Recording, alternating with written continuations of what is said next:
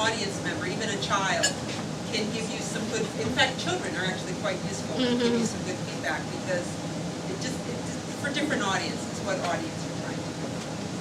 So now that we're ready, and Gerald is a master of many traits this evening, I'm going to get started. Fellow Toastmasters and most welcome guests. We hear about the great need for leadership in today's confusing world. Yet, there is no dearth of people who think that they know best how to run things. Political commentators, bosses who are control freaks, even young people without any experience will tell you, I know what to do, I can be a leader.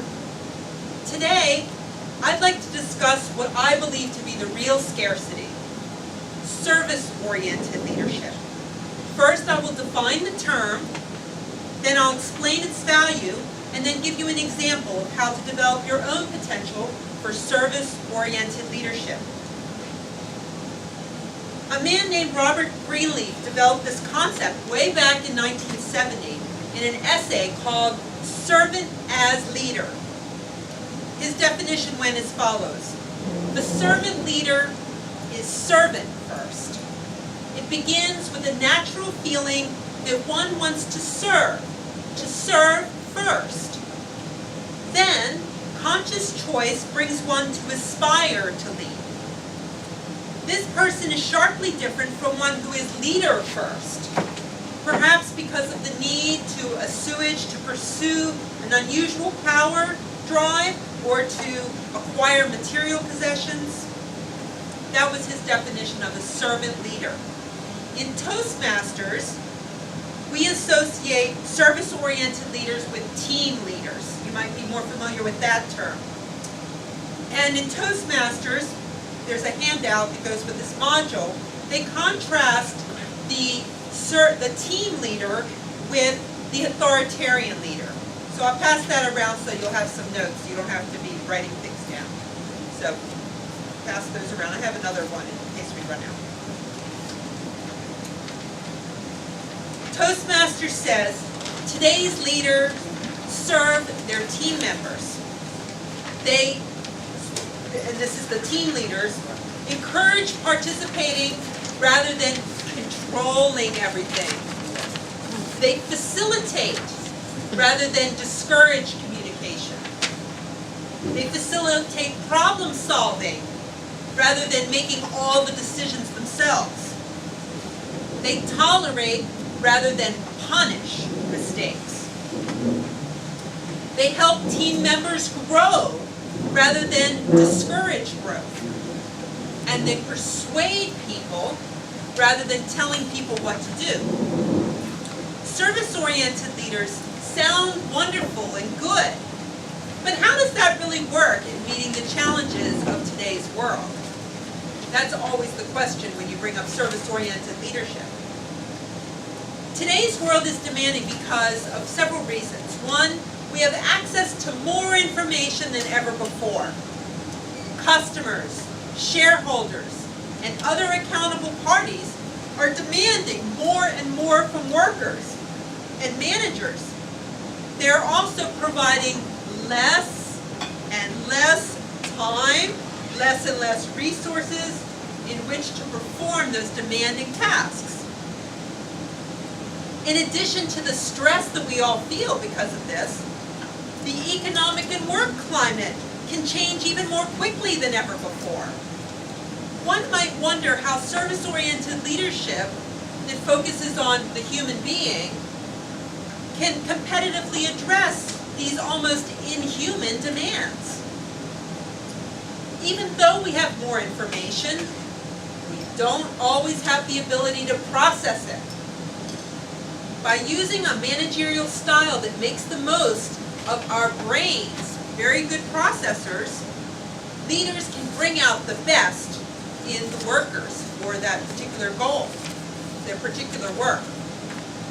They can thereby maximize the resource of the team member's talent with even less time.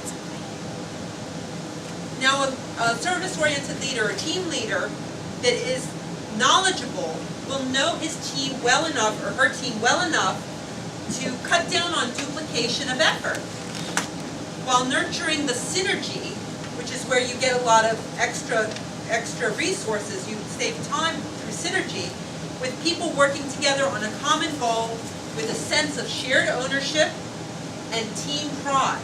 That really helps you get more done faster as a team. Now, the way service-oriented leaders handle mistakes and accountability is critical to the success of a team.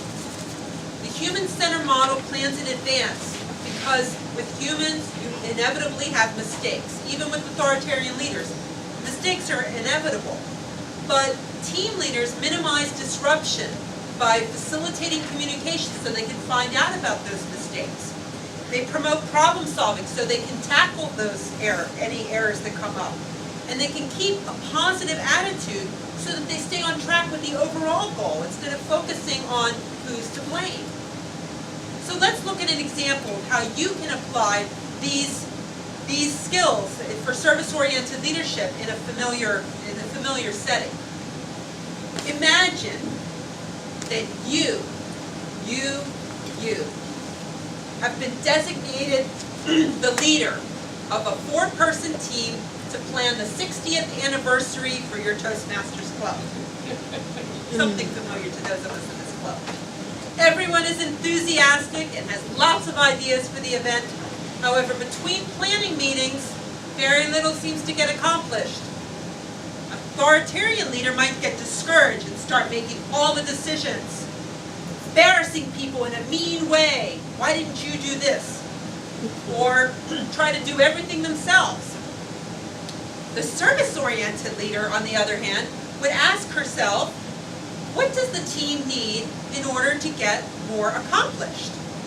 For instance, she might talk one-on-one with each member and see where they are with their tasks, determine whether there's a communication problem, or perhaps they might need to have a different task that's more manageable for them. Some members may need more encouragement. And in volunteer organizations, a service-oriented leader really needs to plan for mistakes and missed deadlines. That always happens. So as a whole, when the team meets, part of the plan should be to have a plan B as well. The team should participate in that, but you need to have a plan B for ultimate success. Service-oriented leadership allows for many paths to the same goal. It doesn't have to be done just one way, maximizing flexibility. And a service-oriented leader will derive satisfaction from both the goal attainment as well as team member growth. I have shared with you the definition of service-oriented leadership. I've explained several ways that it can benefit our work in a changing world, and I've provided an example how one might implement it in a familiar setting. I challenge each and every one of you to consider one way you might employ the service-oriented leadership approach in your life. Then come back and share it with us. Share your experience here at Monument. Madam Toastmaster.